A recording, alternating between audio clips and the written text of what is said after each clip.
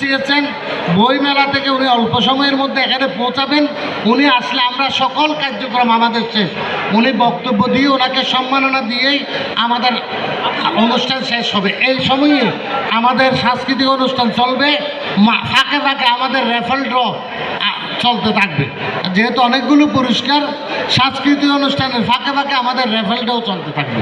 সাংস্কৃতিক অনুষ্ঠানও শেষ হবে, রেফাল ড্রর কার্যক্রমও শেষ হবে। ধন্যবাদ আপনাদের সবাই।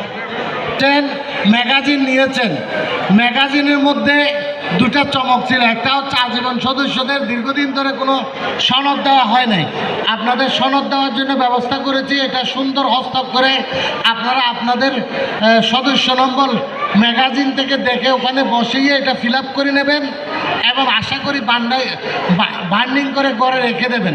এটা আপনাদের চকরিয়া সমিতির আজীবন সদস্যের জন্য একটা সনদ। আর ওখানে লাকি কুপন ছিল, ওই লাকি কুপন বক্সের মধ্যে আপনারা ফেলে দেন। লটারিতে উঠার সাথে সাথে ওই ম্যাগাজিন নিয়ে এসে আপনাদের পুরস্কার গ্রহণ করতে হবে। ম্যাগাজিন নিয়ে এসেই, ম্যাগাজিনের মধ্যে বাকি অংশ আছে। আমাদের এখানে আজকে অনেক মেহমান আসছেন,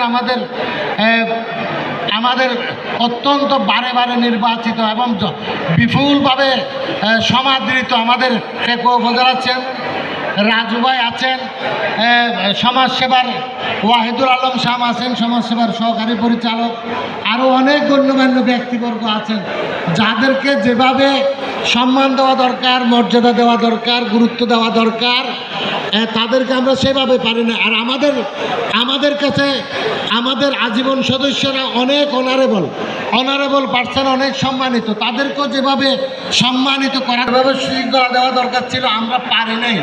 আসলে আজকে কেন জানি হঠাৎ করে খাওয়ার দিকে সবাই অনেকে চলে যাওয়াতে এখানে অনুষ্ঠানে একটু বিশৃঙ্খলা সৃষ্টি হয়েছে, যেটাকে আর শৃঙ্খলায় ফিরিয়ে আনতে আমরা পারি না, ব্যর্থ হয়েছি।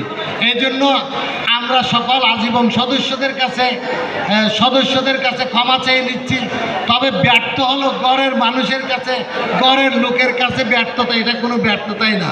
এটা আমরা পরবর্তীতে সংশোধন নেব। এখানে সবগুলো চকরিয়ার মানুষজন, আমরা যেহেতু সবগুলো আমাদের চকরিয়া ফেকুয়ার লোকজন আজীবন সদস্যরা এখানে আছেন, একটু বিশৃঙ্খলা হলেও এটা বাইরের কেউ জানলো না, বাইরের কেউ দেখলো না, আমরাই দেখলাম, আমরাই জানলাম। সুতরাং আগে